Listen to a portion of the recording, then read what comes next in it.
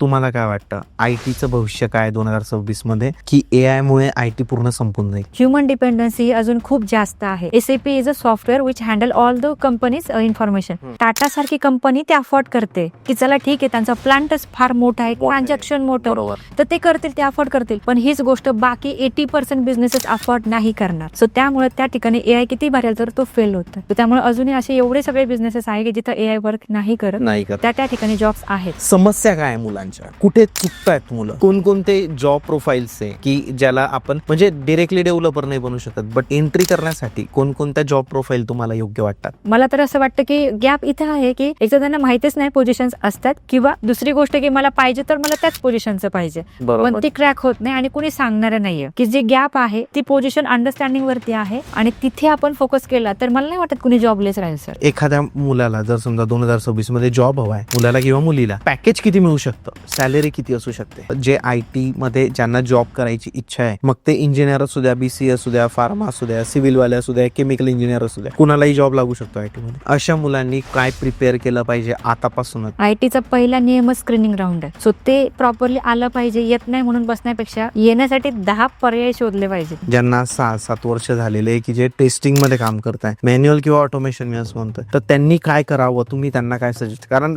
Ma'am म्हणजे भविष्य धोक्यात आहे ना, मग तर त्यांना तुम्ही काय सजेस्ट करा? माझ्या पॉईंट ऑफ व्ह्यूने जर तुम्ही तेवढा अनुभव घेतलेला आहे तर तुमच्याकडे डिप्लॉयमेंटच्या 2-4 टूलची माहिती असणं गरजेचं आहे, तरच तुमचा जॉब सेफ आहे. आता गावाकडची मुलं येतात आपल्याकडे, त्यांना कोणाला इंग्लिश येत नसेल, पण त्यांना तुम्ही कसं शिकवता? समोर बसून शिकवतो. सर, तुम्हाला काय वाटतं की एखादा नॉर्मल मुलगा आहे आणि ज्याला इंजिनिअरिंगला किंवा कोणत्याही डिग्री घेताना ड्रॉप लागलेले, तो मुलगा कोडिंग शिकू शकतो का? कारण कोडिंग शिकणं इज नॉट इझी टास्क, हे तर मला वाटतं, आणि त्याला त्याच्यावर जॉब मिळू शकतो का? कारण ड्रॉप पण आहे त्याला. मला जर प्रत्येक विद्यार्थ्याला IT जॉब द्यायचा आहे किंवा त्याला सक्सेसफुल होताना बघायचंय तर मला ते कॉपरेशन गरजेचं आहे. बेरोजगारांना काय सांगाल तुम्ही, ज्यांना जॉबच नाही आता इन्स्टंटली, म्हणजे पुढच्या 15 दिवसात त्यांनी काय करावं? पॉडकास्ट पाहिल्यावर त्यांनी पहिलं पाऊल काय घ्यावं? Hello guys and welcome to banter with Chetan. मित्रांनो, आज आपल्या सोबत आहे सारिका बुतारे मॅम. मॅम नमस्ते. नमस्कार सर. मित्रांनो, 2025 आता संपत आलंय आणि आपण बघितलं असेल की भरपूर मुलं वेगवेगळे क्लास करताय, वेगवेगळे कोर्सेस करताय, कारण त्यांना जॉब पाहिजे. जॉब मिळण्यासाठी फक्त क्लास लावून तुम्हाला जॉब मिळेल असं नसतं. खूप सारा एक इकोसिस्टम असतं की तुमची दिनचर्या काय आहे ते त्याच्यापासून सुरुवात होते. तुमच्याकडे कोणते स्किल आहे. मॅम सोबत आपले जे 2 ऑलरेडी पॉडकास्ट झालेले, त्यामध्ये आपण या सगळ्या गोष्टींवर चर्चा केली आहे. बट आता हा पॉडकास्ट त्या लोकांसाठी आहे की ज्या लोकांनी प्रयत्न करून पण त्यांना जॉब लागले नाहीये, किंवा त्यांच्या प्रयत्नामध्ये कुठेतरी चूक झालेली, किंवा ज्यांना जॉब लागले बट त्यांना अजून थोडं चांगलं पॅकेज हवं आहे. 2026 मध्ये त्यांच्यासाठी काय अपॉर्च्युनिटी असणार आहे, या गोष्टीवर फोकस करून आपण आजचा पॉडकास्ट करतोय. 2026 मध्ये त्यांनी कोणत्या गोष्टी केल्या पाहिजे, म्हणजे 2025च्या शेवटपासूनच त्यांनी कोणत्या गोष्टी स्टार्ट केल्या पाहिजे की त्यांना लवकरात लवकर जॉब मिळेल, यासाठी आज आपण मॅम सोबत चर्चा करणार आहे. आणि मी त्यासाठीच मॅमला बोलावून घेतलं की मॅम, म्हटलं तुम्ही यावर गाईड करा मुलांना की लवकरात लवकर जॉब मिळेल, कारण जॉब हा एखाद्याचं आयुष्य बदलवू शकतो, एखाद्याची दारिद्र्य दूर करू शकतो, एखाद्याचं घर बदलवू शकतो. मॅम, तुमचं पुन्हा एक वेळा स्वागत आहे आपल्या चॅनलवर. Thank you sir. येस मॅम, काय वाटतं 2025 आपण जे पॉडकास्ट केले, तर जे मुलं आले, तर तुम्हाला, मला सगळ्यात आधी विचारायचं आहे की समस्या काय आहे मुलांच्या, कुठे चुकतायत मुलं? महत्वाची गोष्ट काय आहे सर की डिसिजन मेकिंग जे आहे ना, तर ते खूप स्लो आहे. म्हणजे बऱ्याच मुलांचं असं झालंय की ऑलरेडी क्लास केलाय, मग क्लासेसवरचा विश्वास एकतर उडालाय, किंवा मग सही दिशेने एफर्ट नाही टाकलेले. म्हणजे इंटरेस्ट एक आहे आणि केलं एक वेगळं आणि पाहिजे वेगळंच. सो हा जो ट्रॅक आहे ना, हा करेक्ट असला पाहिजे आधीपासूनच, तर तो मिसगाईड केला गेलेला आहे. पहिली गोष्ट तर ती आहे.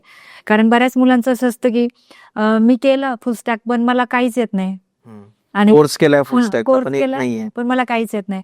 आणि पालकांचा काय विषय झालाय की पालकांना असं वाटतं की माझा मुलगा अभ्यास करतोय खूप, म्हणजे माझा मुलगा खूप हुशार, आणि ते आम्हाला उत्साहाने सांगतात की माझा मुलगा फार हुशार आहे मॅम, तो खूप अभ्यास करतो. पण रिअलमध्ये आम्ही ज्यावेळेस त्या मुलाशी इंटरॅक्ट करतो त्यावेळेस आम्हाला कळतं की अरे हा तर स्वतःला रिप्रेझेंट पण नाही करू शकत, अजिबातच कॉन्फिडन्स नाहीये, मग आता कसं होणार?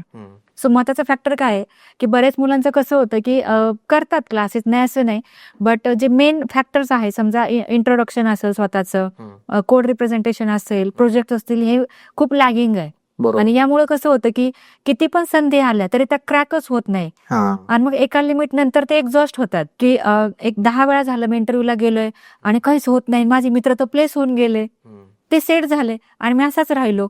मग मी काय करू?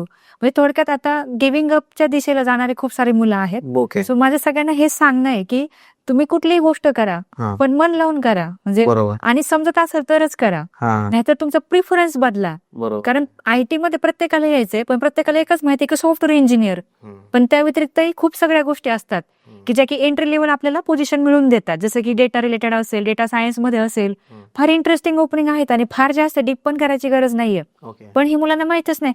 त्यांना काय वाटतं आणि पॅरेंटला असं वाटतं की आयटी म्हणजे सॉफ्टवेअर इंजिनियर, डेव्हलपर, कोडर हे म्हणजेच आयटी, आणि ते त्याच्या मागे लागून अक्षरशः वर्ष पण वेस्ट करतात. तर मला असं म्हणायचंय की जसं की आता गव्हर्नमेंट एक्झाम मध्ये डायरेक्ट PSI आपण नाही बनू शकत ना, जर आपल्याला कळालं आपण नाही बनू शकत, तर आपण एंट्री लेवलचं कॉन्स्टेबल तरी बनलं पाहिजे. बरोबर.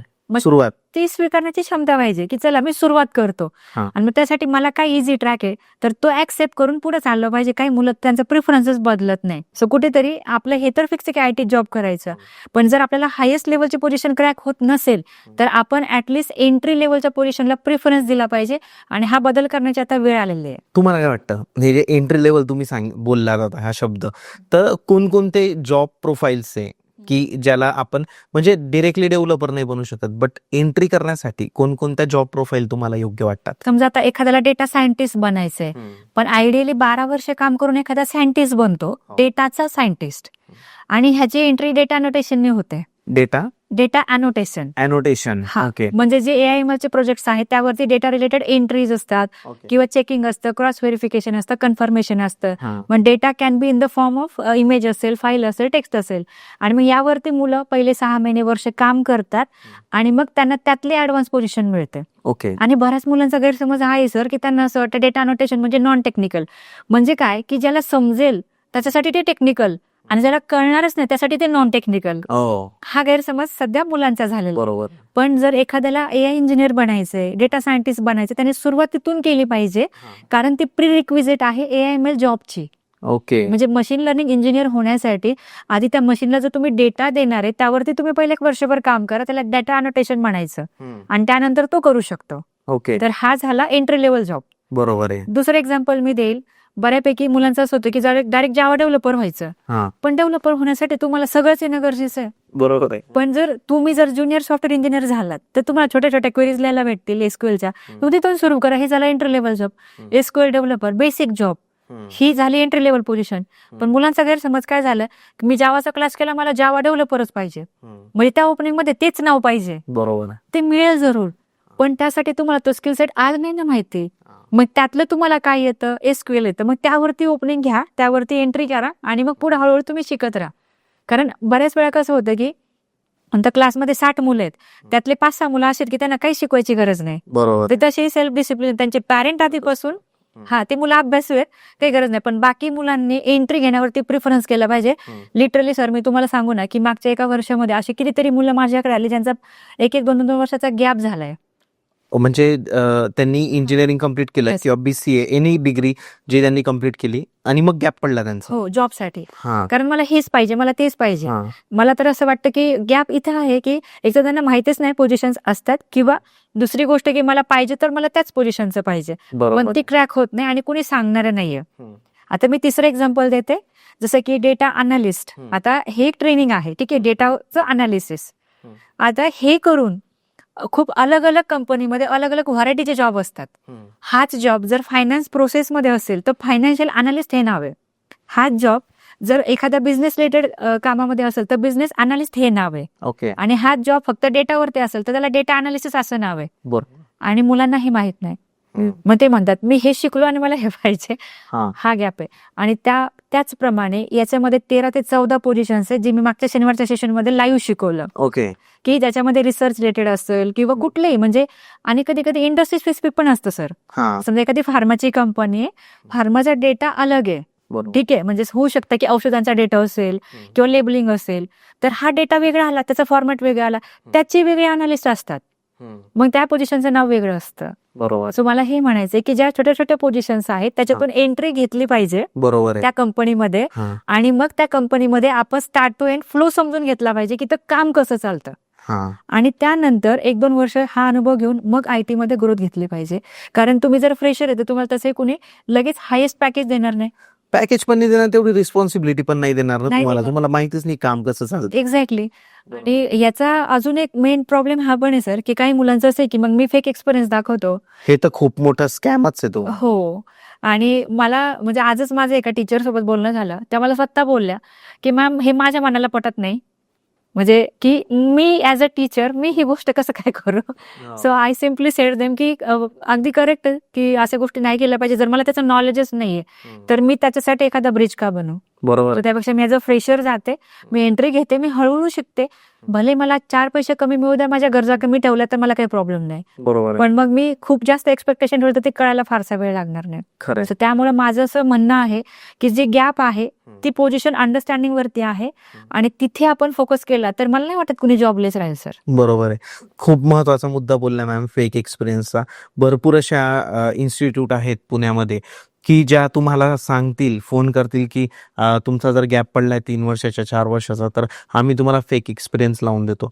बट जेव्हा तुम्ही फेक एक्सपिरियन्स लावून एखाद्या कंपनीमध्ये जॉईन होतात त्यावेळेस ती कंपनी तुम्हाला तो जो 4 वर्षाचा तुम्ही एक्सपिरियन्स दाखवलाय त्यावेळेस तुम्हाला काम देते, आणि तुम्हाला ते काम येत नाही आणि तुम्हाला कंपनी टर्मिनेट करते. त्या कंपनीतून तुम्हाला बाहेर जावं लागतं, आणि या फेक एक्सपिरियन्स तुम्हाला फुकट नसतो मिळालेला, याच्यासाठी तुम्ही पे केलेलं असतं. तर अशात तुम्ही गुरफटले जातात. तर चुकून पण फेक एक्सपिरियन्सच्या मागे जाऊ नका. स्किल शिका, अभ्यास करा, आणि मगच तुम्ही एखाद्या कंपनीला जॉईन व्हायचा प्रयत्न करा. बरोबर. येस मॅम, आपण बघतो की महिला भरपूर अशा की ज्यांचा गॅप पडून जातो, 5 वर्ष 6 वर्ष 7 वर्ष असाही गॅप पडतो. तुमच्याकडेही भरपूर महिला येत असतात, बरोबर. पण त्यांना इच्छा असते की आता माझं प्रेग्नन्सी झाली, बाळ झालं, मोठं झालं बाळ, आता मला परत जॉब जॉईन करायचा आहे, पण त्या नाही करत, किंवा घरून पण त्यांना इश्यू नसतो. बट तशा व्यक्तीला जॉब लागू शकतो का ज्यांचा गॅप मोठा आहे, म्हणजे 7 ते 8 वर्षापर्यंतचाही गॅप आहे? तर अशा व्यक्तीला आपण काय गाईड करतो आणि त्यांना जॉब लागू शकतो का? Yes sir, why not. पहिलं तर मानसिकता मॅटर करते सर की मला काम करायचे कारण गरज मला आहे. कसं असतं ना, जोपर्यंत आपल्याला आधार देणारा नवरा आहे, सासरे आहेत, वडील आहेत, तोपर्यंत ती फक्त विचारच करत राहते बरोबर की आहे चला आजचं उद्या, आजचं उद्या. पण एखाद्या लेडीजने हे इमॅजिन करणं फार गरजेचं आहे, असं गृहीत धरणं गरजेचं आहे की हे कोणीच नाहीये, आणि मला आज 2 मुलं आहेत आणि त्यांच्या एज्युकेशनचा खर्च फक्त मलाच उचलायचा आहे. दुसऱ्या दिवशी सकाळी 6ला उठल्याशिवाय राहणार नाही. मानसिकता महत्वाची सर. सो ही गोष्ट ज्यावेळेस ज्या लेडीच्या मनात असेल ना की नाही मला माझ्या मुलांची फी भरायची, ती बाहेर पडते सर. आणि माझ्याकडे येणारा असा खूप मोठा क्राऊड आहे. अशा खूप लेडीज आहेत की त्यांच्या फॅमिली त्यांनी इथं शिफ्ट केल्यात आणि त्यांनी 3-4 महिने 6 महिने मन लावून क्लास करून त्या IT मध्ये जॉब करतात सर. करताय. हो, कारण एक साधंसं लॉजिक आहे, जर आज तुम्हाला जॉब करायचे आणि जर समोरच्याला रिक्वायरमेंट आहे तर ज्याच्याकडे स्किल आहे ते त्यालाच घेणार. बरोबर आहे. आणि जर तुमच्याकडे स्किल आहे, तुम्ही तुमच्या पॉकेटने एवढं शिकलायत तर तो तुम्हाला का नाही घेणार. बरोबर. प्रॉब्लेम कुठं आहे की काही थोड्याफार गॅपमुळे जो माझा कॉन्फिडन्स डाऊन झालाय तो बूस्ट होण्यासाठी सेशन्स अटेंड करणं गरजेचं आहे. सेशन्स अटेंड केले हो, आलं पाहिजे क्लासमध्ये. आज मला बाळाची जबाबदारी म्हणून माझ्याकडे 9-9 महिन्याचे बेबी असणारे हाऊसवाईफ आहेत क्लास करायला. लिटरली. त्यांचं बाळ झोपतं दुपारी 2 ते 4, त्यावेळेत ती मुलगी क्लासला येते. अरे बापरे. आणि 4 ते 5 त्यांचे सासू सासरे त्या मुलाला खेळवतात, ते 5 पर्यंत रिटर्न जाते. 3 तास असतो 3 क्लास तास. आपला. हो, अशा मुली आहेत माझ्याकडे. रोज 3 तास शिकवतात मॅम तुम्ही? हो, म्हणजे दुपारचं 1 तासाचं असतं, 1 तासभर आपलं टेक्निकल चालतं आणि 1 तास ते अभ्यास करतात, प्रॅक्टिस करतात, प्रोजेक्ट बनवतात. एव्हरी मंथ एंडला प्रोजेक्ट प्रेझेंटेशन असतं. प्रत्येक स्टुडंटला प्रोजेक्ट रिप्रेझेंट करावाच लागतो प्रत्येक मंथ एंडिंगला. ओके. त्याशिवाय ते बोलके कसे होणार ना. आणि हे तर काहीच नाही सर. असं आमच्याकडे अजून एक एक्झाम्पल आहे. तर त्यांचं कसं आहे, त्यांचे हसबंड जे आहेत ना ते पोलीस खात्यात कामाला आहेत एका ठिकाणी. वाईफ इथे राहते हडपसरमध्ये आमच्या क्लासेसचा जवळ, आणि त्यांचं 2.5 वर्षाचा मुलगा इथे आईकडे ठेवलाय फक्त शिकण्यासाठी. का? कारण ती मुलगी, त्या ज्या लेडीज आहेत त्या BCAच्या टॉपर होत्या, आणि ते पण लग्नानंतर शिक्षण केलं, त्याच्यात त्या टॉपर म्हणून MCA करवलं, आणि आता त्या आमच्यासोबत क्लास करतात, फक्त शिकण्यासाठी आलात त्या. आणि त्यांचे हसबंड एवढे सपोर्टिव्ह आहेत, म्हणजे खूप जास्त. ते मला भेटले पण. सो त्यांनी सांगितलं की नाही खूप हुशार आहे. मी म्हटलं हो, ते मला दिसतंय, पण ते कॉन्फिडन्स वगैरे ते बुस्टअप होण्याचं जे आहेत प्रमाण, तर ते क्लासरूम मध्ये जास्त बेटर आहे सर. बरोबर आहे. समोर जर आला तर खूप, म्हणजे थोडासा कम्फर्ट झोन जर बाजूला सोडला ना, तर सगळं विश्व तुमचं आहे, मी असं सांगेल. पण आपण काय करतो ना, मला हे पण करायचंय, मला ते पण करायचं, हा, तेही सगळ्या गोष्टी करायचं, करायच्या आहेत. बस सगळं बॅलन्स करणं डिफिकल्ट जातं. बरोबर आहे. आपण म्हणतो ना सर की आता मी एक बेस्ट एक्झाम्पल देते. समजा आपल्याला विमानाने उडायचंय, तर त्या ठिकाणी कसं असतं ना, वजन जास्त सामानाचं Weight. ते काउंट केलं जातं. हो. आणि जर तुम्हाला जास्त नाही तर त्याचे पैसे घेतले जातात. हो. का? कारण त्या विमानाला उडायचंय. हो. तर कॉर्पोरेटमध्ये अशी कन्सेप्ट असते, ड्रॉप द लगेज. म्हणजे काय, की जर तुम्हाला उडायचंय तर तुम्ही ना असं एखादं लगेज ड्रॉप करा की ज्याच्यामुळे तुमचा खूप वेळ जातो. याचा अर्थ जबाबदारी झटका असं नाही म्हणायचं मला, पण अशा काही गोष्टी की ज्या घरचे हँडल करू शकतात त्यांना त्या हँडओव्हर करा. ओके. थोड्याशा जबाबदाऱ्या त्यांनाही द्या बरोबर. आणि त्यांना सांगा की मला एवढा 6 महिन्याचा वेळ द्या, मला माझ्या आयुष्यासाठी, करिअरसाठी काहीतरी करायचंय. राईट. हे गरजेचं आहे, कारण की बऱ्याच ठिकाणी काय होतं, संवादच नाहीये, संवाद नाही आहे. संवाद मिसिंग आहे. थोडंसं समोर, मी तर म्हणते मी माझ्या घरच्यांना सांगते समोर बसून की मला एवढा वेळ पाहिजे आणि ह्यासाठी हे प्लॅनिंग असणार आहे आणि तुमचं मला इथे हातभार पाहिजे. आणि मला नाही वाटत जगात कुठली अशी फॅमिली की ज्याला प्रेमाने सांगितलं समजणार नाही, कुणालाही समजतं. कुणालाही समजतं. आणि आता तर मी असं बघते सर की एक टाइम होता असा फॅमिली सिस्टीमचा की तिथे असं होतं की एकटेच हसबंड वाईफला राहायचं होतं. आता तसं नाही राहिलं. आता सासू सासऱ्यांनाही घेऊन येणारे जनरेशन मी बघतीये, कारण त्याची गरज आहे. म्हणजे मी ज्या ठिकाणी राहते ना, तिथे ना संध्याकाळी सगळे आजी आजोबा त्यांच्या नातवांसोबत बागेत खेळत असतात आणि सगळेजण यंग आपल्यासारखे लोक कामं करत असतात. हे चित्र आहे. बरोबर. आणि हे बघून मला खूप भारी वाटतं की अरे किती छान. तर मग आपले मराठी माणसं का माग आहेत, आपल्या महिला का माग आहेत? सो माझं तेच म्हणणं आहे की थोडंसं आपलं जे लगेज आहे ना, ते थोडंसं हँडओव्हर करा, जेणेकरून आयुष्यात थोडासा असा वेळ मिळेल आणि एक 10-15 वर्ष जरी काम केलं आपली लाईफ बदलू शकते. म्हणजे आपले 35 स्वप्न 30 पूर्ण व्हायला वेळ नाही लागणार, जर तुम्ही करेक्ट ट्रॅकने स्टडी केला तर. बरोबर आहे. डिपेंडन्सी खूप इम्पॉर्टंट आहे. म्हणजे काय होऊन जातं की लग्न झाल्यानंतर किंवा एखादी स्त्री जॉब नाही करत आहे तर ती नवऱ्यावर डिपेंडंट होऊन जाते. आणि म्हणजे मला असं कुणाच्या रिलेशन बद्दल खराब नाही बोलायचंय, बट असं बघितलं जातं की मग तो नवरा त्या स्त्रीला डॉमिनेट करत राहतो आयुष्यभर की तू, मी कमवून आणतो घरामध्ये, तुला काय कळतं. पण त्या स्त्रीने जर आज डिसिजन घेतला आणि अभ्यास केला, स्टडी केला आणि त्याच्यातून जर जॉब मिळाला तर ती स्वतः एक कर्तृत्ववान स्त्री बनू शकते. नक्कीच. आणि बघितलं जातं मॅम, जी स्त्री पैसे कमवत असते, जॉब करते किंवा कुठे बिझनेस आहे तिचा, तिच्याकडे बघण्याचा दृष्टिकोन आणि एका हाऊसवाईफ कडे बघण्याचा दृष्टिकोन याच्यामध्ये खूप फरक आहे. बरोबर. म्हणजे जी स्त्री आज काम करते, जी सगळं कष्ट करते, तिच्याकडे म्हणजे घरात काम करणारी स्त्री ही कष्ट करते, बट जे आपण म्हणतो ना कॉर्पोरेटमध्ये काम करणं किंवा शिवणकामही एक काम आहे ना, तेही करणारी स्त्री जी 2 पैसे घरात आणते, तिच्याकडे एक कौतुकाने बघितलं जातं की बघा ही घरचं काम करून पण हे करते.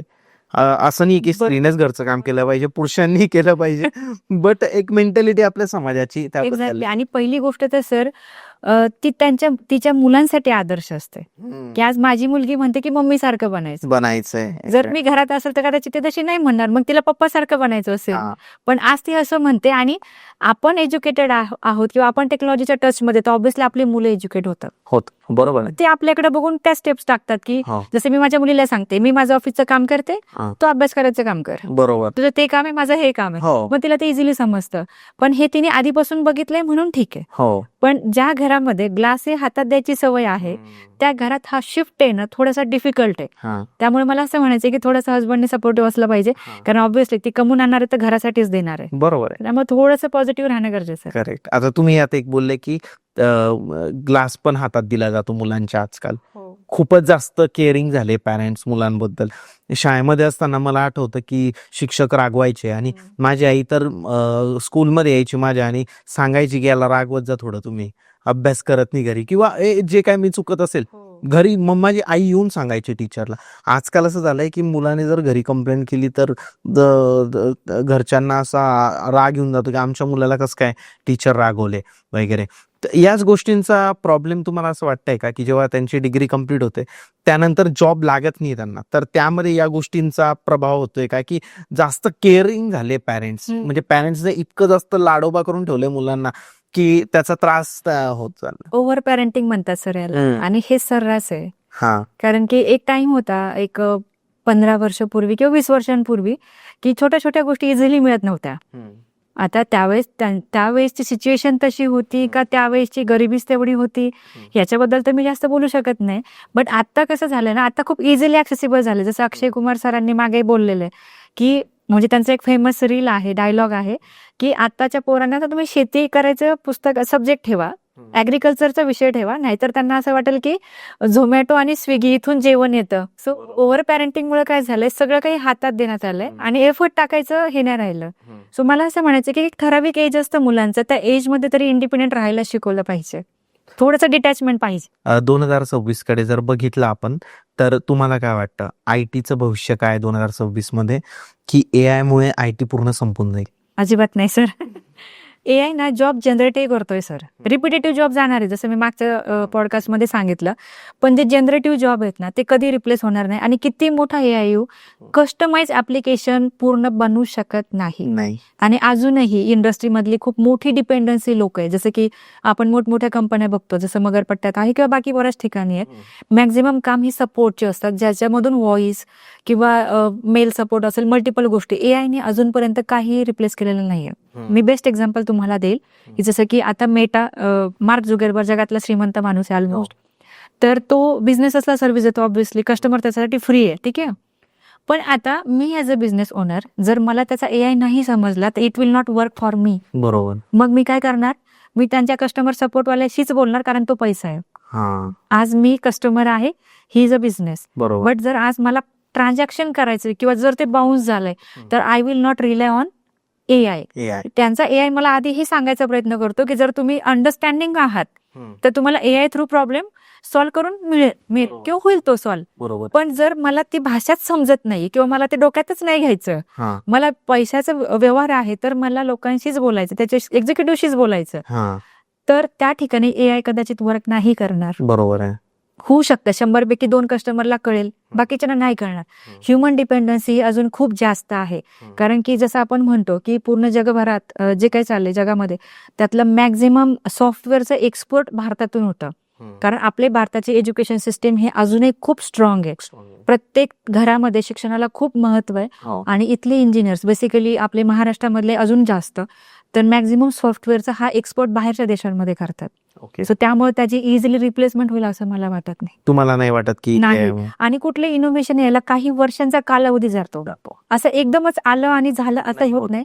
किंवा जरी ते आलं तरी ते अफोर्डेबिलिटी, युजेबिलिटी आणि त्याचं इम्प्लिमेंटेशन ह्या चर्चेचा विषय. ह्याला खूप वेळ, जसं ट्रम्प साहेबांनी सांगितलं, अचानक ते बोलले की H1B व्हिसाची कॉस्ट 1 लाखाच्या वरती केली, सामान्य माणसाला अफोर्ड होणार नाही, कंपनी तर अफोर्ड करणारच नाही. पण मग त्याच्यासाठी सोल्युशन्स आले ना. जसं आता कॅश व्हाईट केली मोदीने एकेकाळी, त्याला वेगवेगळे मार्ग तयार झाले की ह्या वेळी हे करू, जमतंय तेवढं करू, बाकीचं तर व्हाईट करावंच लागेल. बरोबर.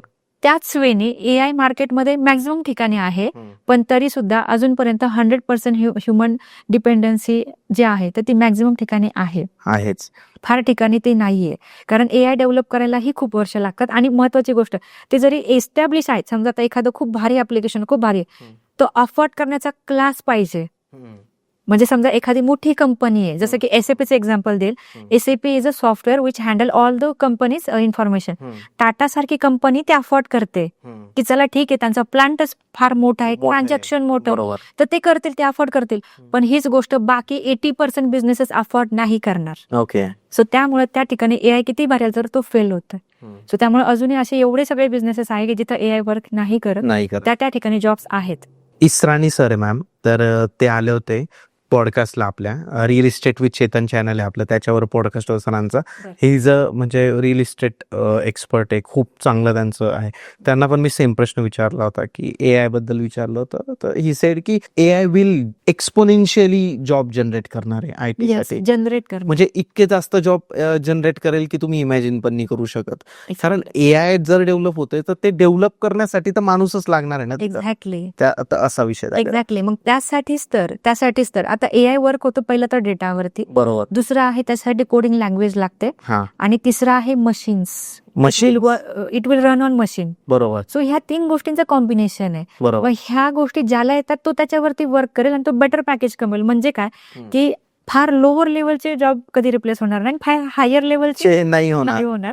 आणि मधले जॉब हे शिफ्ट होणार. करेक्ट. जसं मी मागच्या वेळेस सांगितलं. हा. सो हा एकदम मेन विचार करण्यासारखा भाग आहे. त्यामुळे जॉब जनरेट खूप होणार. जनरेट होणार आहे. येस. मॅम, एखाद्या मुलाला जर समजा 2026 मध्ये जॉब हवाय, मुलाला किंवा मुलीला, पॅकेज किती मिळू शकतं? स्टार्टिंग पॅकेज, सॅलरी किती असू शकते? सॅलरीचं कसं आहे सर, पहिलं तर डिपेंड करतं क्रायटेरियावरती. जर थ्रूआउट 60% असतील तर 4-5चं पण मिळू शकतं. 4 ते 5 लाख 4 ते 5 मिळू शकतं वर्षाला. पण इमॅजिन करून की खूप मोठा गॅप आहे, हा. तर एंट्री घेताना 3 लाख मिनिमम मिळतं. 3 लाख मिळेलच का मॅम? मिळतं, मिनिमम मिळतं. ओके. सो सुरुवातीला इंटर्न्स असतं, प्रोबेशन पिरियड असतो, हा. परफॉर्मन्स नंतर मग ते 3 lakh 3.5 lakh depending on performance, हे सगळ्या ठिकाणी. पण ऍटलिस्ट एंट्री लेवलचं जे पॅकेज आहे तर ते 3-3.5 लाखाच्या दरम्यान असतं आयटी मध्ये. ओके. तेवढं मिळून जातं. पण अगदी आपण स्वतःच एकदम लेटेस्ट पास आउट आहे, 25-26 आणि चांगल्या इंजिनिअरिंग कॉलेजचे विद्यार्थी, तर त्यांना खूप चांगले पॅकेजेस मिळतात. चांगले 10-12च्या वरही मिळतात. येस. आणि जर समजा एखाद्या मुलाला स्किल पण खूप हे खराब आहे किंवा करतोय ट्राय बट तेवढं होत नाही, तर अशा मुलाने स्वतःचं हे समजून इंटर्नशिप जॉईन करून घ्यावी, फ्री मध्ये असेल तरी. येस, एंट्री घ्यावी. एंट्री घ्यावी फक्त. मला आत घ्या, हा, म्हणजे माझ्या मी शिकत जातो. हा, नाव येईल, मी शिकतो आणि कंपनी स्वतःहून देईल नंतर. मॅम, 2026 येत आहे, तर तुम्हाला काय वाटतं, जे IT मध्ये ज्यांना जॉब करायची इच्छा आहे, मग ते इंजिनियर असू द्या, BCA असू द्या, फार्मा असू द्या, सिव्हिलवाले असू द्या, केमिकल इंजिनियर असू द्या, कुणालाही जॉब लागू शकतो IT मध्ये, अशा मुलांनी काय प्रिपेअर केलं पाहिजे आतापासूनच? समजा आता डिसेंबर महिना चालू आहे आपला 2025चा, काय प्रिपेअर केलं पाहिजे? तुम्ही काय सजेस्ट कराल की त्यांनी हे स्किल डेव्हलप करावं तर त्यांना 2026 मध्ये मार्च-एप्रिल पर्यंत जॉब लागेल? प्लॅन ऑफ ऍक्शन हेच सांगतो की इंग्लिश येणं गरजेचं आहे, इंग्लिशचं प्रिपरेशन केलं पाहिजे. इंग्लिशमध्ये काय, HR राऊंडचे basic question, tell me about yourself, confidently सांगता आलं पाहिजे. मॅक्झिमम मुलं म्हणतात आम्ही नॉन टेक्निकल बॅकग्राऊंड, आम्हाला येत नाही, असं म्हणून जमणार नाही. IT चा पहिला नियमच स्क्रीनिंग राऊंड आहे. सो ते प्रॉपरली आलं पाहिजे. येत नाही म्हणून बसण्यापेक्षा येण्यासाठी 10 पर्याय शोधले पाहिजेत की मला येईल कसं. हा पहिला रोडमॅप झाला.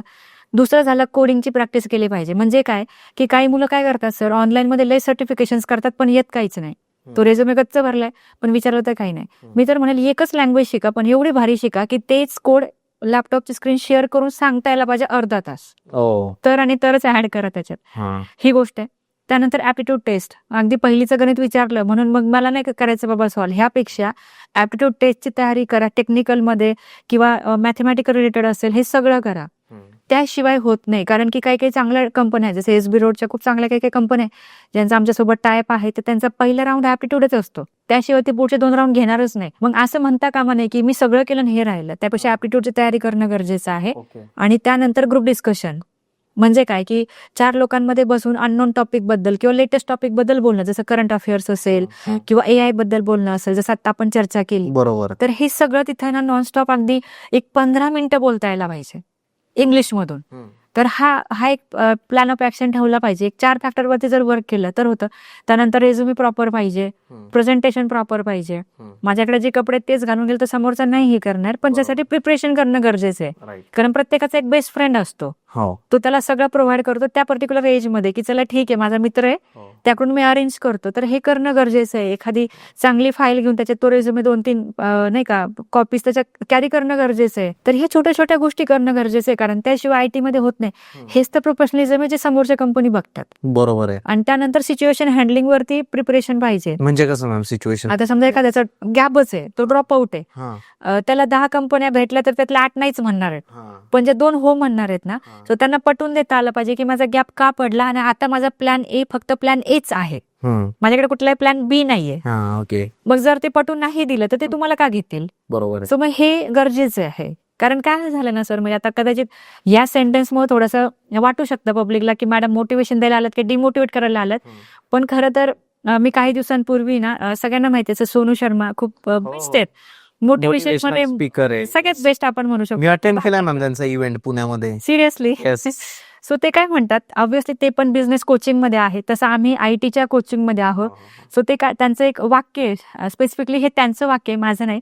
ते म्हणतात की माझ्याकडे जे लोक येतात, जे माझं ऐकतात, तर ते वो गधे से घोड़ा बन जाते हैं अगर वो मेरे पास आते हैं तो. बट अगर वो मेरे पास आने के बाद भी अगर वो कोचेबल नहीं है तो एक गधे का बेस्ट वर्जन ऑफ गधा ही बन सकते हैं. सो हे तुमच्याकडे आहे, तुमच्या मनावरती की आपल्याला आपलं स्वतःचं बेस्ट व्हर्जन बनायचं का आपल्याला घोडा बनायचं. कारण आम्ही लोक आहोत we are there for everything, की जे काही मी तुम्हाला स्टेप सांगितल्या त्या सगळ्या करून घेण्यासाठी वी आर देअर 9 to 6. एवढा वेळ आम्ही देतोय सगळ्या मुलांसाठी. पण आपल्याला त्या संधीचं सोनं करायचं का नाही करायचं हा आपला प्रश्न आहे. पूर्णपणे आपला प्रश्न. कारण सिरियसली सर, खूप मुलं जे आहेत ते क्लासेसला जरूर येतात, फिजिकली क्लासमध्ये असतात, मनाने दुसरीकडेच असतात. मेंटली. हा, सो मग ती जबाबदारी कुठेतरी हे केली पाहिजे, एक टार्गेट ठेवलं पाहिजे की आता जर क्लास जॉईन केला ना तर मार्च एंडच्या आधी किंवा एप्रिल एंडच्या आधी मला जॉब मिळालाच पाहिजे. कारण कसं असतं ना, IT कंपन्यांची पण एक फायनान्शियल सायकल असते, मार्च टू मार्च. बरोबर. मग आता मला सांगा, एक वर्षभर एखाद्या कंपनीने काम केलं तर ऑब्व्हियसली त्यांची ग्रोथ होणारच आहे. मग ग्रोथ झाल्यावर कंपनी पहिली इन्व्हेस्टमेंट कोणामध्ये करेल? फार तर फार लोकांमध्ये करेल, इन्फ्रास्ट्रक्चरवरती करेल, राईट? बरोबर. मग लोक त्यांना नवीन लागणारच ना. सो त्यामुळे खूप सगळ्या ओपनिंग ह्या मार्च एंड नंतर येतात आणि त्या बल्क हायरिंग मध्ये आपल्या फ्रेशर मुलांचं प्लेसमेंट होऊनही जातं. पण प्रॉब्लेम हा होतो की मुलं खूप रिलॅक्स्ड आहेत की अच्छा हे होऊ द्या, बहिणीचं लग्न होऊ द्या, भावाचं लग्न होऊ द्या, परत त्यानंतर अजून काय काय होऊ द्या, मग मी करतो. हे जे आहे ना, हे ह्याच्यामुळे काहीच होत नाही. मला माझी नीड आहे ना की मला जॉब पाहिजे, मला माझं सर्वायवल स्वतः करायचंय, तरच त्या गोष्टीचं खूप बेस्ट हे होऊ शकतं, डिसिजन घेतला गेला पाहिजे. कारण मला असं म्हणायचं की न्यू इयरचं रिझोल्युशन हेच पाहिजे की सगळ्यात बेटर इन्व्हेस्टमेंट ही हेल्थ तर आहेच आहे, ऑब्व्हियसली हेल्थ पहिली आहे, आणि त्यानंतर स्किल अपग्रेडेशन, स्किल डेव्हलप केलं पाहिजे. कारण आपण तो लेटेस्ट मूवी बघितला असेल ना सर तुम्ही पण, आता थांबायचं नाही. मला खूप आवडला, मी अख्ख्या टीमला घेऊन गेले होते. ओके. अख्ख्या टीमला. की मला त्यातली एक बेस्ट गोष्ट काय वाटली की ठीक आहे त्यांचं एज निघून गेलंय, पण त्यांच्या त्या एज्युकेशन मधल्या म्हणजे नाही का इंटरेस्ट मुळे म्हणा किंवा त्यांनी स्वतःला एज्युकेट केल्यामुळे त्यांच्या लाईफ मध्ये जो शिफ्ट आला तो खूप भारी होता. बरोबर. कारण प्रत्येकाला ती व्हॅल्यू पाहिजे की नाही, आज जॉब प्रत्येक जण करतो, पण मला जर व्हाईट कॉलर मिळत असेल ना तर त्याची व्हॅल्यू करणारे खूप लोक आहेत. बरोबर. जसं की एखादा रील स्टार आहे, माणूस बघतो तो बघ रील स्टार, तो बघ चहावाला, पण IT पर्सन कडे तो नाही म्हणत कोणी, ते बघ सर चाललंय. हा रिस्पेक्ट जो तयार होतो ना तो ह्या मेहनतीमुळे तयार होतो, आणि ही मेहनत टाकली गेली पाहिजे.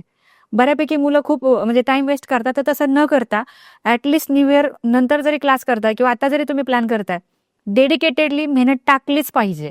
आणि त्या एफर्ट नंतर ज्यावेळेस ती पोझिशन मिळते त्याचा काही वेगळाच आनंद असतो. बरोबर. ह्या गोष्टी अंडरस्टँड करणं गरजेचं आहे. करेक्ट.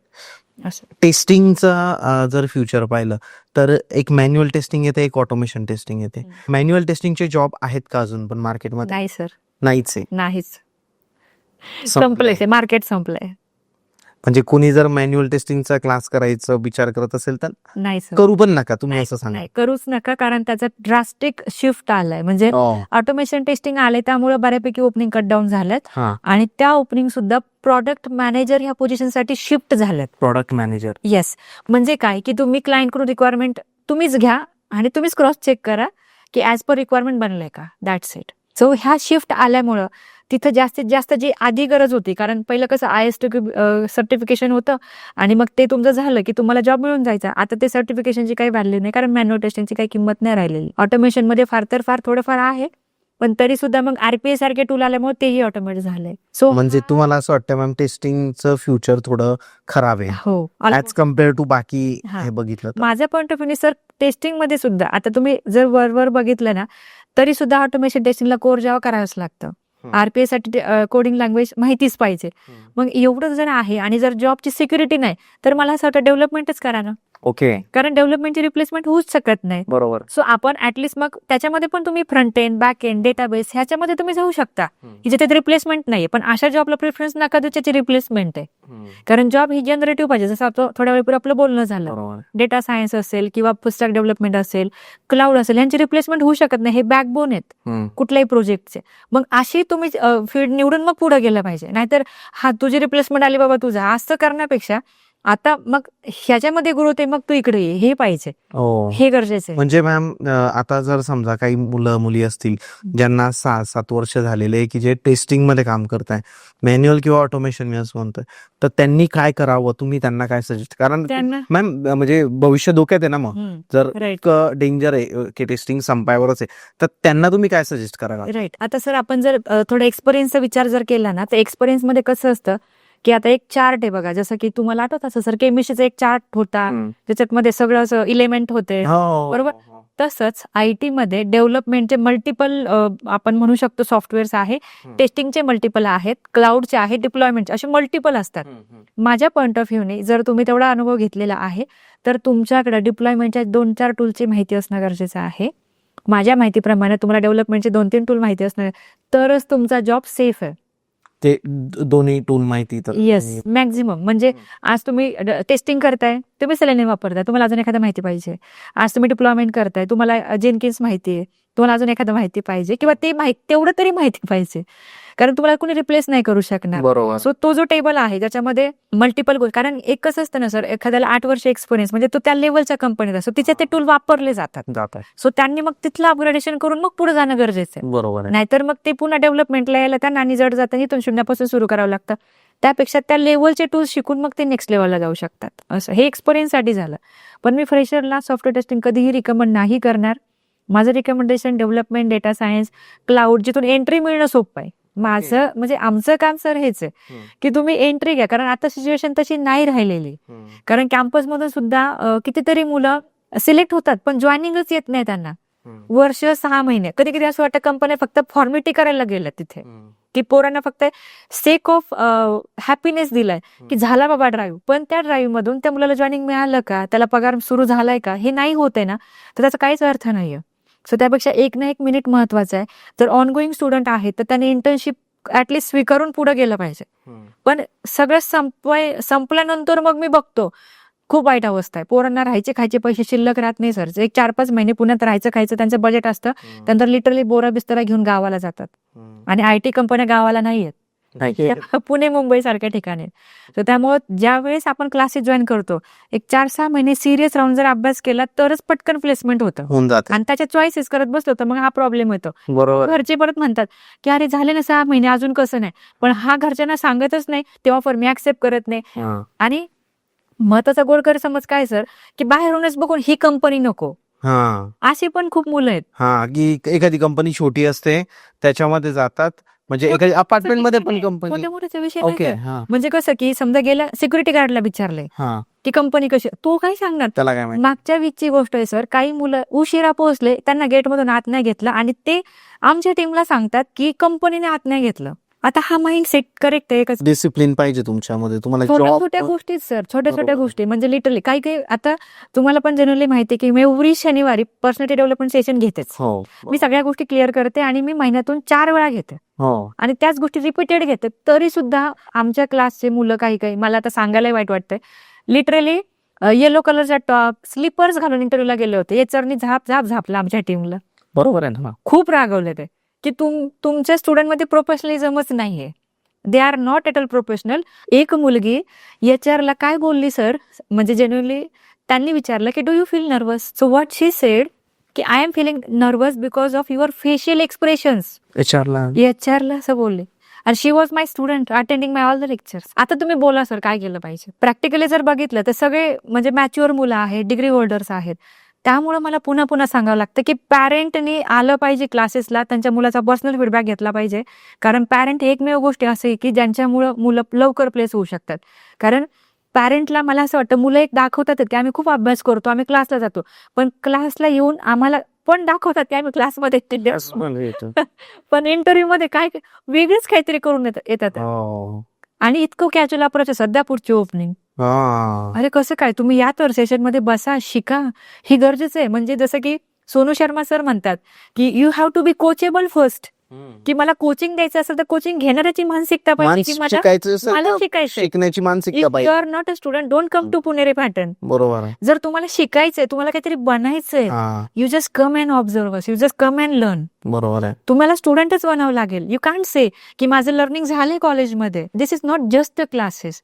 ही एक जी जर्नी आहे ना 6 महिन्याची, वर्षभराची, ही तुम्हाला बिल्ड करण्यावरती आमची अख्खी टीम टाइम करत असते.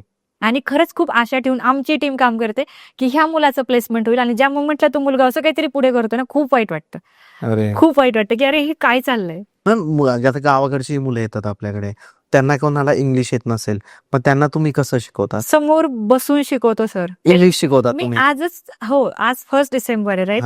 1 to 15 डिसेंबर एव्हरी मंथ पहिले 15 दिवस HR राऊंड आणि GD मी स्वतः बसून शिकवते प्रत्येकाला. आणि मी लिहून दिले आज.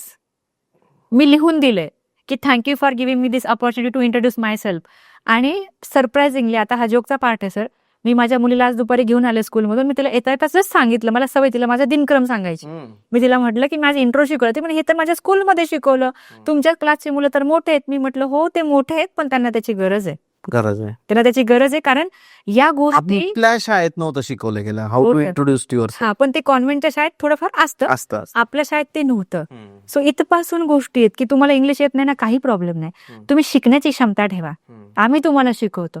पण पहिले तर टीचरला ऍक्सेप्ट करा. येस, यू आर गुरुला गुरु माना. हा, तुम्ही जर अंडर एस्टिमेटिंग केलं ना बिहेवियर, तर तुम्ही स्वतःचं नुकसान करून घेताय, कारण आमचे एफर्ट मग फेल जातात. बरोबर. मला जर प्रत्येक विद्यार्थ्याला आयटी जॉब द्यायचा आहे किंवा त्याला सक्सेसफुल होताना बघायचंय, तर मला ते कॉपरेशन गरजेचं आहे. ते तुम्ही कॉपरेट करा. पॅरेंटनी तर या इन्स्टिट्यूटला या, तुम्ही फॉलोअप घ्या. मी तर म्हणेन इन्स्टॉलमेंट पे कराल, तुम्ही स्वतः या, तुम्ही बघा, तुम्ही फीडबॅक घ्या, काय काम चालतं. येस. आणि सॉफ्टवेअर जसं ट्रिक्ट अप्लिकेशन मधून आपण करतो सर, त्याच्यामध्ये प्रत्येक स्टुडंटने अटेंड केलंय की नाही अटेंडन्स सुद्धा असतो. ओके, सगळं असतं. एक्झाम दिल्यात की नाही, दिल्यानंतर किती मार्क आले, हे सर्व असतं. पॅरेंटने हे बघितलं पाहिजे सर, हे गरजेचं आहे, कारण त्याशिवाय त्यांचा वर्षानुवर्षाचा वेळ वेस्ट नाही जाणार. नाहीतर पॅरेंट खूप आशा ठेवतात सर. बरोबर. त्यांना ते येतात, भेटतात, ऍडमिशन घेतात, मुलगा काय करतोय माहितच नाही, मुलगी काय करते माहित नाही.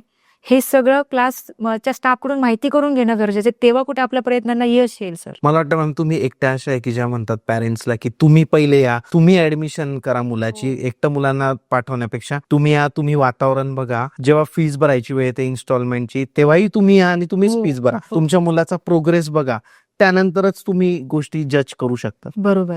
कारण इकडे तुमचा मुलगा काय करतोय 9 ते 6 तर तो तुमच्या ताब्यात आहे.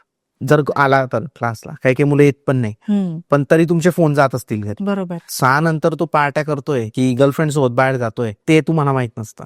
बरोबर. ते कळेल तुम्हाला केव्हा, जेव्हा त्याची प्रोग्रेस काय, ज्याला कोड लिहिता येतोय का नाही, त्याला ते टास्क जमतोय का नाही, किंवा तो जो एंड ऑफ द मंथ तुमचा जो प्रोजेक्ट असतो तो त्याने व्यवस्थित केलाय की नाही, हे जेव्हा तुम्ही बघत असाल तेव्हा तुम्हाला आयडिया येत असेल की नाही बरोबर ट्रॅकवर आहे का नाहीये तो मुलगा. एक्झॅक्टली. मॅम, कोडिंग ही खूप हार्ड आहे असं मला वाटतं.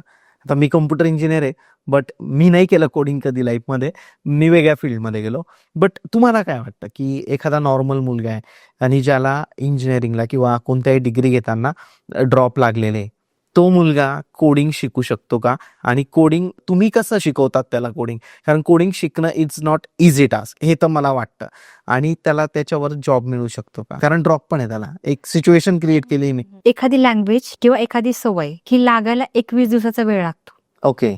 आणि त्यानंतर ती एक तर सवय लागते किंवा जाते. तसंच जर IT मध्ये एक लँग्वेज शिकायची, कोडिंग म्हणजे एक लँग्वेज आली, आयदर पायथन असेल आयदर जावा असेल, 21 डेजचा वेळ हा द्यावाच लागतो. 21 दिवस, त्याशिवाय होत नाही. कारण की त्याच्यामध्ये तुम्हाला तो फ्लो कळतो, तुम्हाला कुठं वापरायचं हे कळतं, तुम्हाला ते इमॅजिनेशन पॉवर येते, आणि त्यानंतर तुम्ही ऍक्च्युली ते कन्सेप्ट अप्लाय करता की अच्छा हे इथं आहे का, ओके ह्याच्यासाठी वापरायचं. त्याच्या आधी तुम्ही फक्त ब्लॉक्स बनवता, एलिमेंट फाइंड करता की हा एक पार्ट आहे, हा आहे, तो तुम्हाला काहीच कळणार नाही.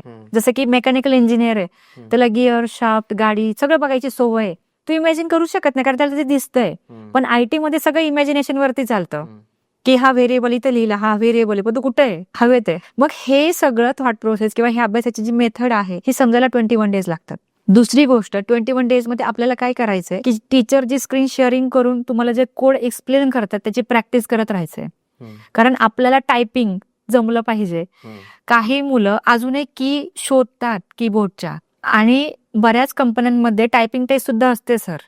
सो मग जर आपली कंडिशन ती आहे तर आपण एकदा तो कोड शिकवला 10 लाईनचा, तर घरी जाऊन ऍटलिस्ट 5-6 वेळा तो प्रॅक्टिस करणं गरजेचं आहे. आजच लॅपटॉप मी शिकून घरी गेलो आणि उद्याच उघडला, काही होणार नाही आपलं, अजिबात तुम्हाला काही येणार नाही. पण जर तो घरी जाऊन आपण 1-2 तास जरी बसलो आणि जरी प्रॅक्टिस जरी केली की चला मी एक नवीन क्लास तयार करतो आणि मग मी त्याची प्रॅक्टिस करतो, तुझ्या डोक्यात तो 6च्या फिक्स बसेल. मेन मेथड, क्लास, ऑब्जेक्ट, आणि मग असं कॉल करायचा. इतकं सिम्पल आहे. एवढंच विश्व असतं कोडिंगचं, बाकी जास्त काही मोठं असं वास्ट ॲज नाहीये. जर प्रोजेक्ट लय भारी बनवायचं तर त्याच्यामध्ये गोष्टी जास्त असतील तर रिपिटेटिव्ह असतील, पण वापरायचे तर तेच लूप, व्हेरिएबल, कन्सेप्ट तेवढंच असतं, वेगळं काहीच नाही. ते डोक्यात बसायला 21 डेजचा वेळ हा द्यावा लागतो. सुरुवातीला काही मुलं अक्षरशः रडतात, हे काय चाललंय काहीच कळत नाही, डोक्यावरून चाललं, आम्हाला येईल का नाही, आमचं काय होईल का नाही, आमचे पैसे वाया जातील का नाही. आम्हाला त्यांचं तेच म्हणणं असतं की तुम्ही वेळ द्या, वेळ द्या. कारण प्रयत्न करायच्या आधी हार का मानताय? प्रयत्न करा, 100% द्या. आणि कोडिंगची प्रॅक्टिस केल्याशिवाय काय होत नाही. याच्यात कन्सिस्टन्सी खूप इम्पॉर्टंट आहे. काही मुलं काय करतात, 3-4 महिने क्लास करतात, मी चाललो गावाला आणि मग मी आल्यावरच बघतो. त्यात 2-3 महिन्यात ते पूर्ण विसरून जातात. बरोबर आहे. कारण तो एक स्टडी आहे, तो एक साचा आहे, तो एक पॅटर्न आहे. तो पॅटर्न जर तुम्ही विसरला तर तुम्हाला रिबिल्ड करायला पुन्हा प्रॅक्टिस करावं लागेल. करावी लागते. त्यापेक्षा तुम्हाला जर जॉब पाहिजे ना, तर तुम्ही ते 21 डेजच्या नंतर एकदा तुमचा सेट झाला रोड मॅप, तर मग सोडू नका. ती गोष्ट पूर्ण करा आणि जॉब घेऊनच बाहेर पडा. की मला आता कॉल द्या, म्हणजे हक्काने सांगा आमच्या टीमला की आता हे मला जमतंय. पण जर तुम्ही आधीच प्लॅन बी करून ठेवला ना, की नाही ठीक आहे, नाही झालं तर आहे माझा मेकॅनिकलचा जॉब, तर तुम्ही प्लॅन बी कडे जाणार. जसं सोनू शर्मा सांगतात की we should have always plan A and only a plan A. We should not have- पाहिजे. We should not have plan B. त्याशिवाय आपण ते रिस्कच घेऊ शकत नाही. बिझनेस मध्ये पण तेच आहे ना मॅम, सगळीकडे तेच सगळीकडे तेच आहे. सगळीकडे तेच जेव्हा प्लॅन बी चा विचार डोक्यात असतो तेव्हा आपण ए कडे लक्षच देत नाही. एक्झॅक्टली बी कडे जातो आहे तिथे ना, फ्लॉप होतो. होईल ना, आहे ना. त्यापेक्षा प्लॅन बी नाहीच आहे. म्हणजे आर के पार होईल तर तेच करायचंय करायचं, की स्टार्ट टू एंड तिथंच करायचंय. तेच करायचं. ट्रेंड असू द्या नसू द्या सक्सेस मिळतो. कारण फक्त कन्सिस्टंटली ती Consistency गोष्ट आहे पाहिजे. ना. राईट, सातत्य पाहिजे. सातत्याशिवाय कुठं कुणालाच यश नाही मिळत. बरोबर. कारण तो रूलच आहे ना सर. आता बघ ना, रील स्टारला सुद्धा आपण म्हणतो ना 1000 रील्स, बिझनेस ओनरला पण 3 वर्ष. हे असं का आहे? 1000च का? व्हाय नॉट बिलो दॅन दॅट? बरोबर. तुम्ही असे खूप सारे अकाउंट, तुम्ही स्वतः इन्फ्लुएन्सर आहे सर, तुम्हाला पण माहिती आहे 1000 पोस्टिंगच्या वरतीच व्हायरल जाते रील, हो, आधी जात नाही. नाही जात. कारण त्यांनाही बघायचं की तुमचं सातत्य किती आहे. कन्सिस्टंट आहे. Even though that is a software, they also wanted to see your सातत्य. बरोबर मग आहे. इथे का नाही एक्झॅक्टली. असं? मेहनत आहे मॅम प्रत्येक गोष्टीमध्ये. असलीच कन्सिस्टन्सी हवी. असलीच पाहिजे. प्रॅक्टिस कोडिंगची करा का तुमच्या बिझनेसची करा का कोणत्या गोष्टीची, कन्सिस्टंट असलं तर तुम्हाला बेनिफिट होतो. एक्झॅक्टली. एक त्याच्यातला एक प्रश्न राहिला मॅम की जर ड्रॉप आहे कोणत्या मुलाला, म्हणजे ड्रॉप म्हणजे शिक्षण घेताना तो फेल झालाय, नापास झालाय, अशा मुलालाही जॉब मिळतो का? मिळतो, पण विषय दिला पाहिजे पुन्हा. पण त्यांनी अक्षरशः नाही म्हणजे सोडून दिले. तो त्याने 2-3 म्हणजे त्याला ड्रॉप पडले समजा 2 किंवा 3 ड्रॉप इंजिनिअरिंग करताना आणि पास झालाय, अच्छा, ओके. पास झालाय, मग त्याने क्लास केला, स्किल शिकला. एज्युकेशनल गॅप म्हणतात. हा, एज्युकेशनल गॅप Okay. म्हणतोय मी तुम्हाला.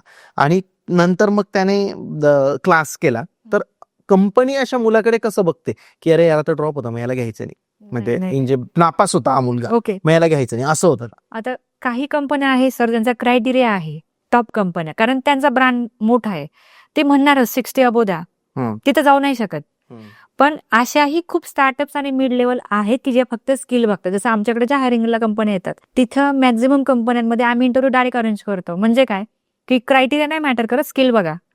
हे खूप चालतं आणि आजकाल ते मला असं वाटतं सगळ्या क्षेत्रामध्ये येते. कुठल्या क्षेत्रात, एडिटिंग असू द्या, कुठले असू द्या, तुम्हाला ते काम येतं का? काम येत असेल तर बोल, ही गोष्ट गरजेची. तर त्या कंपन्या ज्या आहेत बाकीच्या, तर तिथे डायरेक्ट इंटरव्ह्यूज होतात, 3-4 तरी इंटरव्ह्यू राऊंड होतात आणि त्याच्यावरती ते हायर करतात. बाकी गोष्टीकडे जास्त लक्ष देत नाही. आणि मग त्यांनी ही समजून घेणं गरजेचं आहे की 10 पैकी माझ्यासाठी कदाचित 8 कंपन्या नाहीयेत, पण 2 आहेत. 2 आहे, त्या 2 मध्ये सिलेक्ट झालोच पाहिजे मी. मग हे करणं गरजेचं आहे. एवढी मेहनत नंतर घ्या हा, तुम्ही. झाली माझी चूक झाली, ड्रॉप झालो, माझा गॅप झाला. आता मी त्या ह्याच्यातून लर्निंग घेतलं की माझ्याकडून तेव्हा गॅप झाला, आता होऊ नये, आता नाही होऊन देणार मी. बरोबर आहे. आता मी अभ्यास करणार, आता येईल त्या ऑपॉर्च्युनिटीमध्ये सिलेक्टच होणार. जसं मी 2017ला क्लास केला होता, मी स्वतः जावाचा. बरं, पहिल्या इंटरव्ह्यू मध्ये सिलेक्ट होऊन आले होते. पहिलाच इंटरव्ह्यू क्रॅक पहिला केला होता तुम्ही? ठरवलंच होतं ओके. की इतकी म्हणजे 4 महिने एवढी मेहनत घ्यायची, रात्री 11 पर्यंत ते कोड मी सॉल्व्ह करत बसायचे. आणि ब्रेनला एक टास्क होता की मी त्याला ना गुगल नाही करणार. म्हणजे मी आज नाही बघणार, नाहीच बघणार मी, उद्या टीचरला जाऊन विचारेल. मग ते टीचर मला कधी सांगायचे, कधी नाही सांगायचे. अजूनही माझ्या कॉन्टॅक्टमध्ये आहेत नागरे सर, अजूनही कॉन्टॅक्टमध्ये, त्यांनी शिकवलेलं का? त्यांनी शिकवलेलं. सो ते अजूनही ते खूप प्राऊड फील करतात की माझे पहिले सुरुवातीचे प्रश्न इतके डॉंकी प्रश्न असायचे ना की ते हसायचे. कधी म्हणायचे आता आज तू विचार कर, तू कसं सॉल्व्ह करशील. मग मी नाही 2-4 प्रकारे ते करायचे आणि त्यांना नेऊन दाखवायचे. आणि मग त्याच्यातून ते मला म्हणायचे, अरे बघ ना, तू स्वतःच बघ, तू एवढ्या वेळा लिहिलंय तो लूप, एकदाच लिहि ना वरती. मग कळायचं की अरे नाही, याला शॉर्टकट आहे, दिस इज द ऍक्च्युअल वे. मेहनत आहे, कन्सिस्टंट हे असलं पाहिजे. म्हणजे ठीक आहे, तेव्हा आपण ड्रॉप आउट होतो, पण आता नाहीये ना.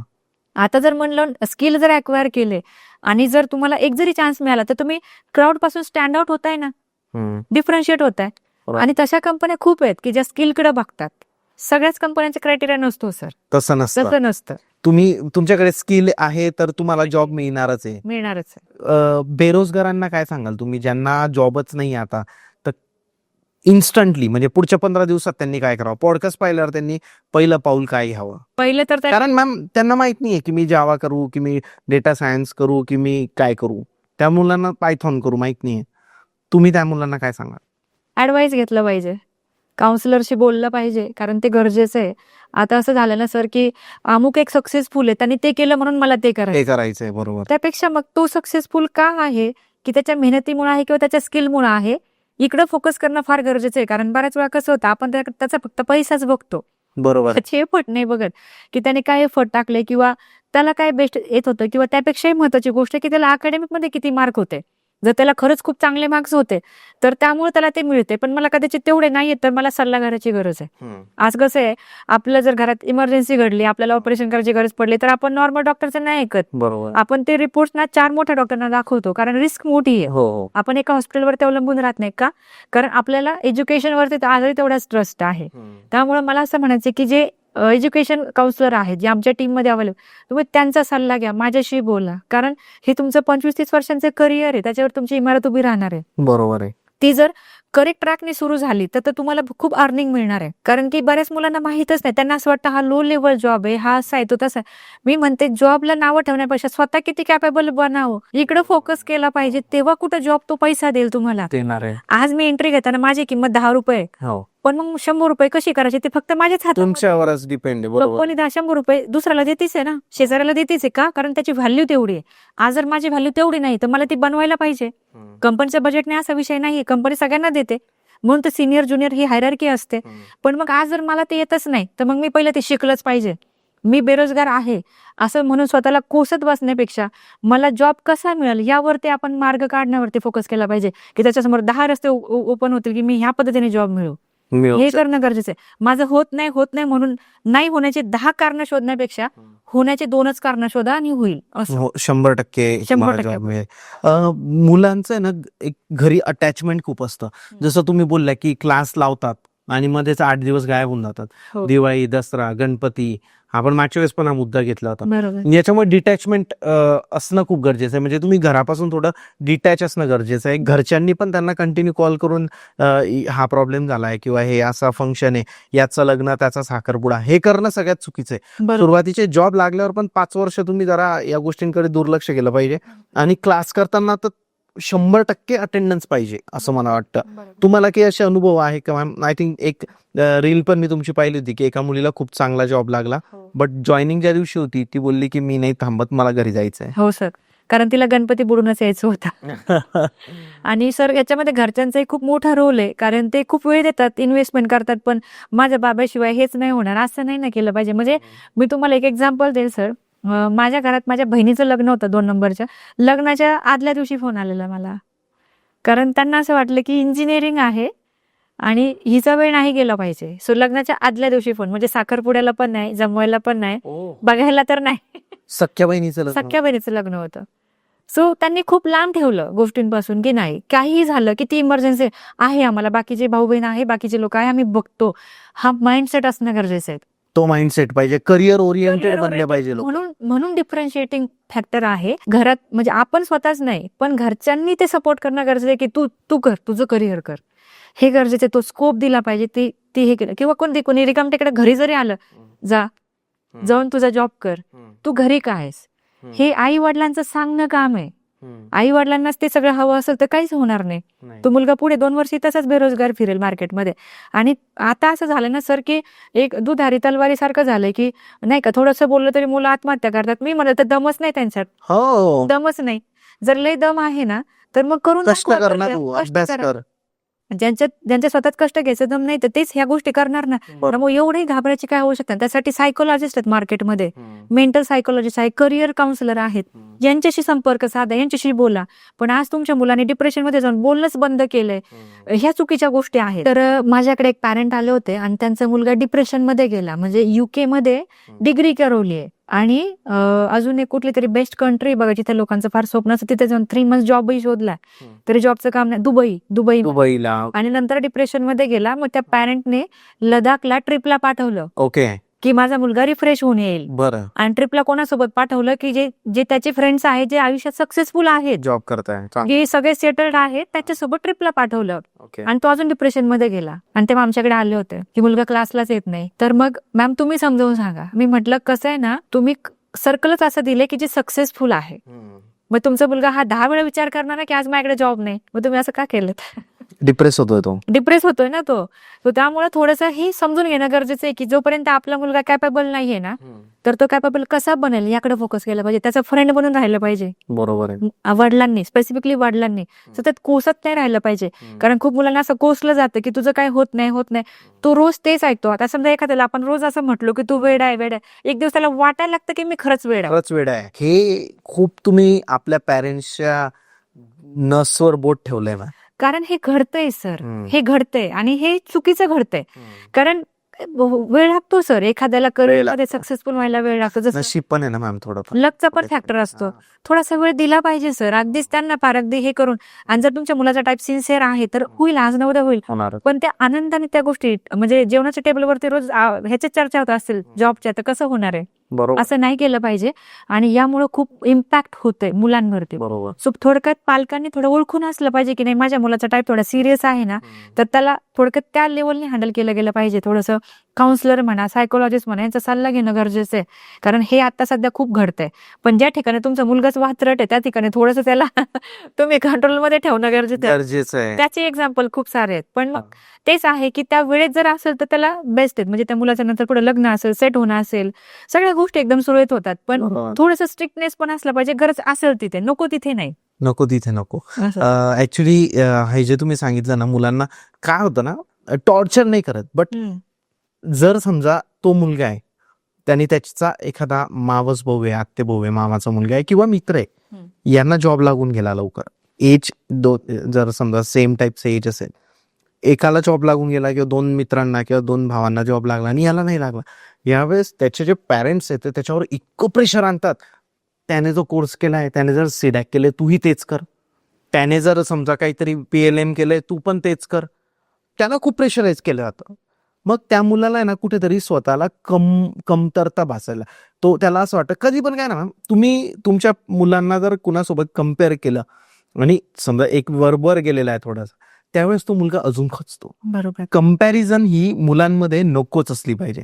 ज्यावेळेस कंपॅरिझन येते त्यावेळेस मुलगा डिप्रेस होतो. बरोबर. आणि जे स्किल त्याच्यामध्ये किंवा जे प्रयत्न करायची क्षमता त्याच्यामध्ये, तो तेही नाही करत. बरोबर. कारण त्याला वाटायला लागतं की आपलं काहीच नाही होणार आहे. सो त्यापेक्षा थोडं सपोर्ट करणं हे फार इम्पॉर्टंट आहे. आणि तो एक पॅच असतो सर. म्हणजे मी पण 3.5 वर्ष नॉन टेक्निकल मध्ये जॉब केलाय. सो मी तर 1000 वेळा विचार करायला हवा होता की मी MIT इंजिनियर आहे, करायला हवा होता. MIT मधून केलेलं आहे. हो. सो मग असं नाही ना सर. कारण मला माझ्या आई वडिलांना हे शिकवलं होतं की चांगली गोष्ट मिळायला वेळ लागतो. जसं की एखादं एरोप्लेन आहे, एखादं जहाज आहे, ते बनायला काही वर्ष लागतात. एखादी झोपडी किंवा एखादं छोटंसं हॉटेल पटकन बनतं, कारण ते छोटंसं आहे. पण ह्या गोष्टींना हवेतून उडायचंय, पाण्यातून तरंगायचंय, तेवढं मजबूत तर पाहिजे ना. करिअरचं पण तसंच आहे. प्रत्येक विद्यार्थ्याला वेळेवर जरी नाही ना मिळालं, लेट का असेना पण चांगलंच मिळतं. त्यामुळे अगदी पेशन्स संपल्यासारखं नाही वागलं पाहिजे, थोडासा वेळ दिला पाहिजे. बरोबर आहे. जे पॅरेंट्स आपला पॉडकास्ट बघताय आणि त्यांना असं वाटतंय की आपल्या मुलाला 2026 मध्ये पहिल्या 2 ते 3 महिन्यामध्ये जॉब लागला पाहिजे, अशा पॅरेंट्सला जर तुमच्याकडे आले, त्यांच्या मुलाला घेऊन किंवा ते स्वतः, तुम्ही कसं गाईड कराल आणि काय एक रोडमॅप असेल? माझा गायडन्स हा त्या मुलाच्या इंटरेस्टवरती असतो. मी पहिलं तर स्टुडंटला विचारते की बाबा तुला इंटरेस्ट कशात आहे. तर मग मुलं मला खुलके सांगतात की मॅम, आता एक मागचा मुंबईचा मुलगा होता, पॅरेंट मुंबईवरून घेऊन आले होते. तर मग मी त्याला विचारलं की काय बाबा नेमकं कशात इंटरेस्ट आहे. तर म्हणे मॅम मला डिजिटल मार्केटिंग करायचंय.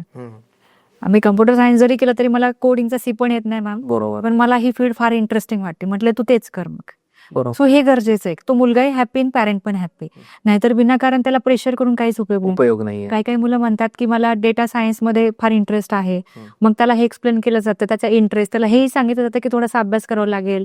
मग त्या जॉब ओपनिंगचा JD पण आम्ही सांगतो की त्याच्यामध्ये हेही विचारलं जातं ह्या सगळ्या गोष्टी म्हणजे आपण ज्याला एक काउन्सिलिंग किंवा एक फ्रुटफुल डिस्कशन जे म्हणतो ना ते होतं. आमच्या टीमसोबत असेल, माझ्यासोबत असेल, हे डिस्कशन्स होतात. किंवा काही मुलांना हेही डाऊट असतात की खूप मोठा गॅप झालाय, काय संधी असते. तर काही हाऊसवाईफला मी टेक्निकल ट्रेनिंगचं पण सांगते ओके. की तुम्ही टेक्निकल ट्रेनर ऑनलाईनमध्ये करा, तुमची मुलं मोठे होईपर्यंत करा. असे भरपूर मार्ग निघतात. कारण ज्यावेळेस संवाद होतो त्या संवादातून काहीतरी चांगलं चांगलं निर्माण होतं. निष्पन्न होतं. पण तो संवाद केला पाहिजे. कम्युनिकेशन पाहिजे. आलं पाहिजे, भेट दिली पाहिजे ऑफिसला, व्हिजिट केली पाहिजे, बोललं पाहिजे. कारण बोलल्यावरती 4 नवीन पर्याय तयार होतात. कारण आपण 4 भिंतीच्या आत काय असं विचार करणार आहे त्याबरोबर पडलं पाहिजे.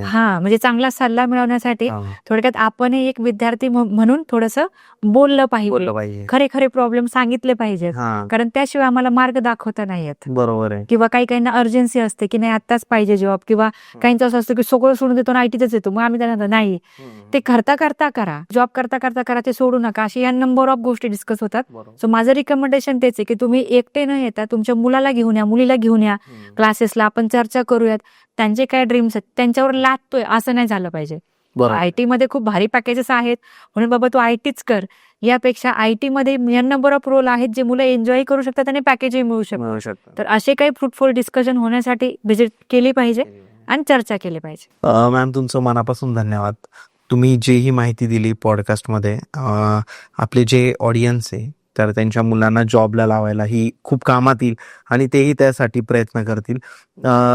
जर तुम्हाला मॅम सोबत, पुणेरी पॅटर्न सोबत जर तुम्हाला कनेक्ट व्हायचं असेल आणि कन्सल्टेशन करायचं असेल तर नंबर दिलेला आहे डिस्प्लेला आणि डिस्क्रिप्शनमध्ये पण ॲड्रेस पण दिलेला आहे पूर्ण. तुम्ही व्हिजिट करू शकता. मॅम तुमचं मनापासून धन्यवाद. धन्यवाद सर.